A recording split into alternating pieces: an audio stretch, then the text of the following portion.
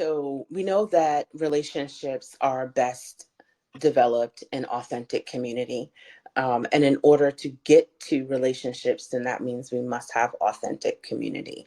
When we go into a place and we are in relationship with women and children, and we're trying to say, okay, everybody, thanks for coming, whether it's 5 people and families or it's 30 people and families, you want to be sure to create an environment where they feel safe, because where I feel safe, I can just talk, I can be myself.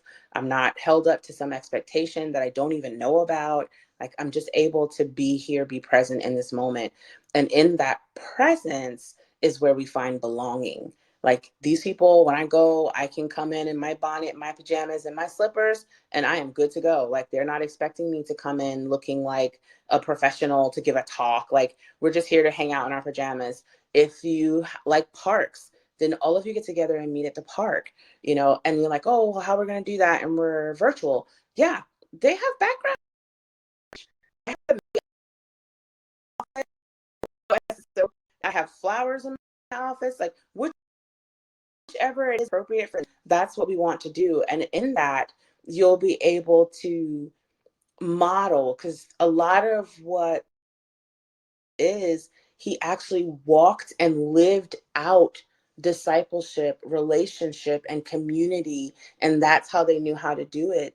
And so we would have to do the same thing. So I can't go into a place and not give them what I would like for them to give each other. Never mind what I would like to see for them, but what I would like for them to be for each other. I would have to be that for them, and possibly individually.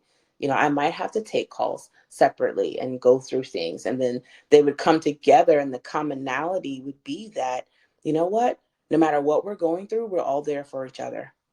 I know I can call these 2 people and they're going to call me right back. I know that I can ask this person and they're going to have the answers. Like, it's about learning who's in your community and how you can be there for each other. Show up to the things. Like, if it's a birthday party, girl, video me in.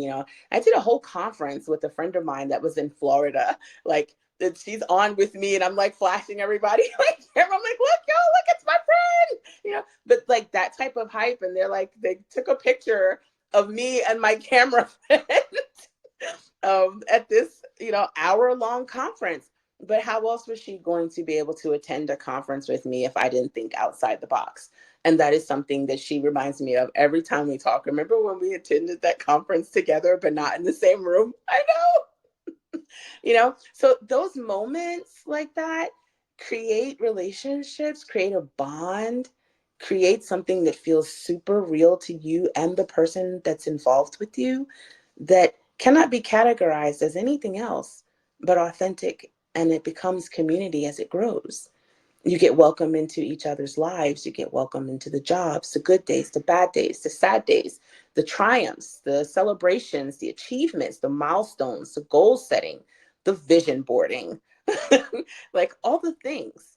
And so there's nothing, again, that's really missing except the physical component. If you're doing this 100% digitally, you may not get the opportunity to actually physically touch each one of those individuals, each one of those women, each one of those children, but you can touch their heart.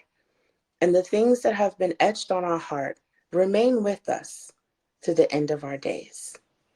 Community.